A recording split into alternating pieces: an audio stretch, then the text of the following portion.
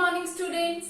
Students, in today's class we are going to discuss about following points, and these points will be ratios to percentage, means how we will convert ratios into percentage, and increase and decrease as percentage. And next topic will be price related to an item, means CP, SP and their profit loss. And next topic will be interest, and that will be the simple interest. So first of all, see how to convert ratios into percent. Okay. Now for this I'll take one example that if your mother make idli. Okay.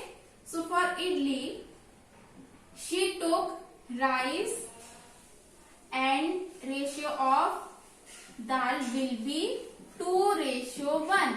Means if she took 2 kg of rice and 1 kg of dal, so their ratio will be 2:1. So the total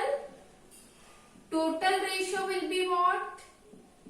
2 plus 1, that will be 3. Now if I ask you that what is the percent of rice in this idli, so percent of rice will be 2/3, means the total ratio, total part is 3, out of 3 2 is rice, so 2/3. And if I want to convert it to percent, means if I want to know about what is the percent of rice in that idli, so 2/3 multiplied by 100, so 200/3. Now divide after dividing it, I will get 3 6 are 18, 2 3 6 are 18, 2.036 means 66.6% is the rice, amount of rice in percent in the idli. Okay, understood this thing? What I have done, rice and dal are in the ratio of 2:1, and if I know about total ratio, so it will be 3, and rice will be 2/3 of 100. Means if I want to know about what is the percent of rice in the idli, so it will be 2/3 into 100, and that will be 66.6%. Understood?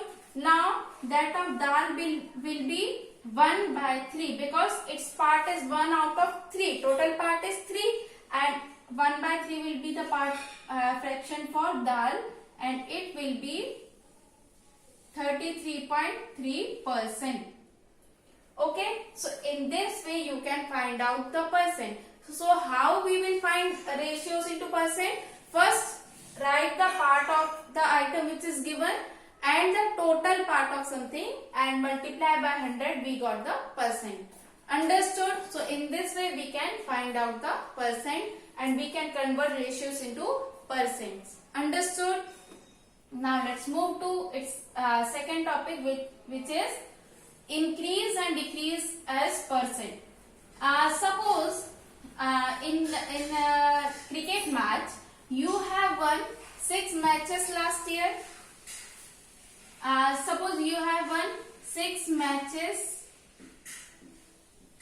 last year.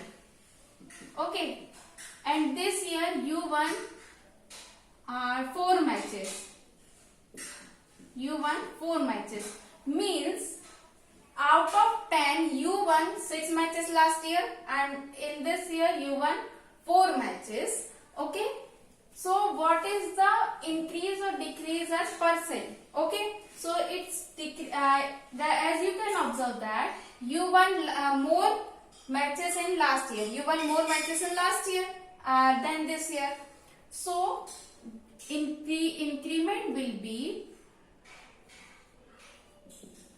6 minus 4 upon original one.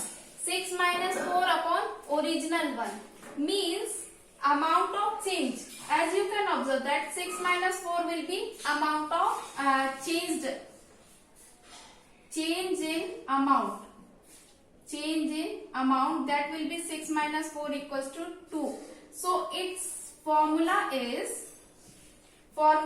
percent increase is percent decrease, because you won 6 in last year, so percent decrease will be change in amount change in amount upon original amount multiply by 100. Okay, so as you can see that the change in amount is what?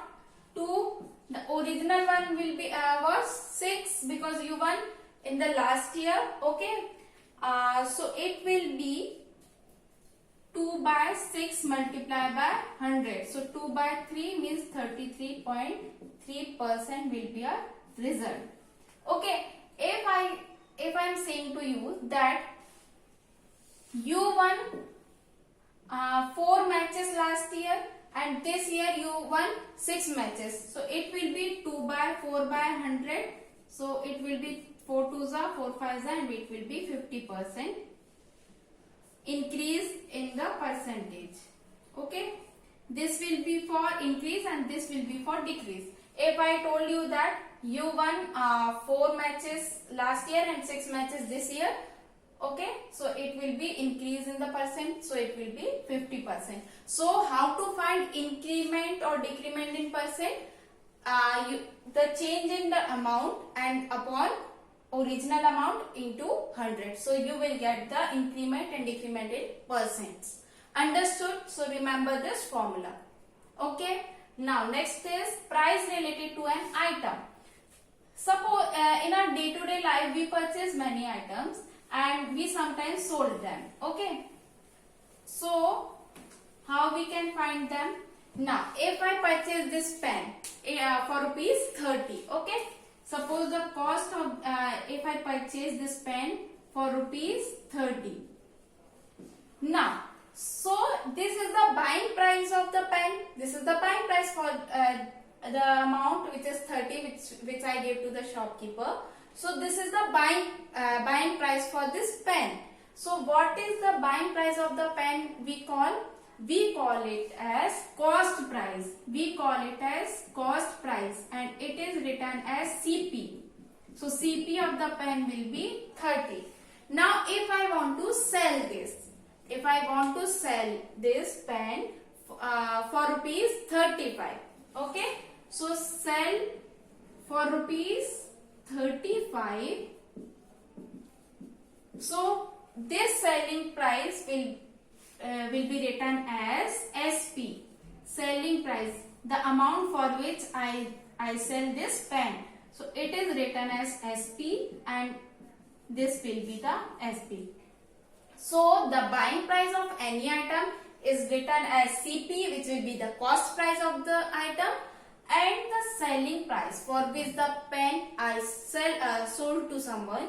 So it will be for rupees 35 and it is written as SP of this pen. So CP and SP. Now comes to profit and loss. If I purchase this pen for rupees 30 and I sold it for rupees 35, so what is that amount which is left to me? Which will be rupees 5. Why? Because I purchased it for rupees 30 and I sold it for rupees 35. Means I got 5 rupees more. Okay. So 5 rupees will be the profit. 5 rupees will be the profit. As you can observe, you can buy anything. If you sell it more than the cost price, so you will get extra amount, and that will be what? Rupees 5 more than this cost price. So this will be the profit. Or you can say if SP is greater than CP, so there will be profit. This SP is greater, selling price is more than the cost price. I purchased it for rupees 30 but I sold it for rupees 35, means I got a profit. A profit of rupees 5 means selling price is greater than CP cost price, so there will be the profit. But if I purchase this pen for 30 and after using it, someone told me that sell to me and I will give only 25 rupees. So if I sell this pen for 25 rupees, okay, means I have a loss of 5 because I purchased it for 30 rupees but I sold it for 25, means SP is less than CP, so there will be loss. If SP is greater than selling price is greater than cost price, so there will be profit, but selling price is less than CP, so there will be loss. Understood this thing? So this is the concept of CP, SPA, profit and loss. But if I am saying that if I purchase this pen for rupees 30 and I sold it for rupees 30 only, means CP equals to SP. So there will be no profit and loss. There will be no profit, no loss, because I purchased this for rupees 30 and I sold it for rupees 30. So there will be no profit and no loss. Understood this thing? So this is the main concept of cost price, selling price and profit and loss. Cost price means the buying price of any item. Selling price means the amount on which we sold that item, and profit and loss are on the cost price. If it is more than if SP is more than CP, means I have a profit, there will be profit. If selling price is less than cost price, there will be loss. Understood? Now let's come to next topic, which is interest. Now you might have heard about the interest word in your day-to-day life while we are talking about bank. So there will be term interest you come to know about. So what is the term interest? Interest means the amount. For this I will give an example. If you will go to the bank and if you want to say, if you said that I want to take a loan, I want to take a loan of 1 lakh rupees.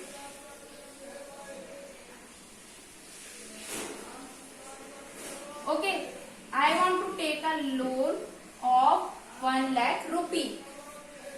Understood?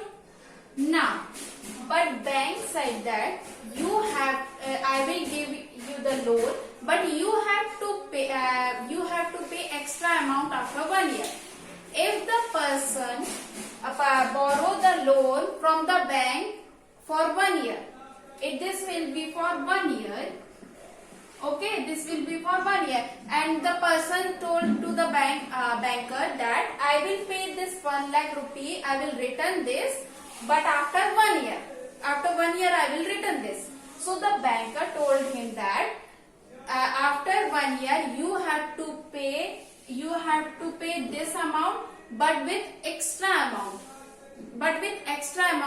With 5% extra amount. With 5% extra amount. Okay.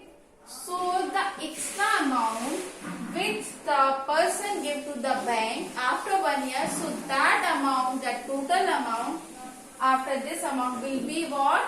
That interest. That interest, the extra amount is known as interest. Okay. So the bank gives the loan on interest. Understood this thing? So if I am talking about simple interest, so simple interest means, suppose this is a 1 lakh rupee and 5% extra amount they will have to give. The person have to give. So 5% of this extra will be 5% of this will be 0 will cancel 0, and this 5,000 means 5,000 rupees extra. 1 lakh 5,000 the person have to give to the bank. Okay. So this extra amount is nothing but a interest. Okay. Now if the person told to the banker that I will return this money after 2 years. After 2 years I will return this money. So how much he will have to pay? How much he will have to return to the bank? This 1 lakh, and after that what is the amount? So for that, if the bank give in the simple interest way, if the banker said that to the person that I will give the money, this 1 lakh rupee to you, but with the simple interest for 2 years. So what is that interest, or what is the extra money he will have to give? So see here, there is one formula for 2 year, 3 year, or for any for this time period. There is one formula we use as SI, simple interest is PRT upon 100. Principal means the amount which the person borrowed from the bank, means that 1 lakh rupee. Okay, rate of interest means the interest at which rate the bank gives to the person. So for 5% suppose, and for 2 years upon 100, means 0 will cancel 0. This 10,000 rupees he have to give. Okay, he have to give 10,000 rupees extra. Understood? So in this way, interest comes into existence. Interest is nothing the extra amount which anyone has to give to the person from which he borrows money. Okay, the interest can be changed, time period can be changed, but the principal amount which is given, the principal amount can't be changed. And you only have to put the values in the formula so that you can easily find the simple interest. And the simple interest is same for all time periods. It can't change. And the principal amount, this is the principal amount, which is it can't be changed throughout the year. Okay, for many years it can't be changed. And the amount is principal plus interest. After finding out the interest, this principal amount, this 1 lakh plus 10,000 he will have to give. Okay, so in this way this will be the total amount. So after finding out the interest, you will have to find out the amount. So what is that amount the person have to pay to the bank? So it will be principal amount plus interest. Principal is the amount which is given in a question.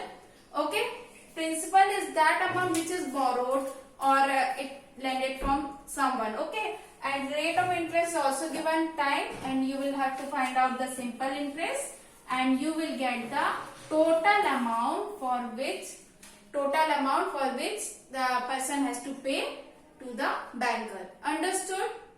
So in this way we can find out the simple interest. Understood this thing? I hope your concept is clear for these topics. On the basis of my explanation, I will start exercise 8.3 next class. Okay? Understood this thing? Okay. Thank you.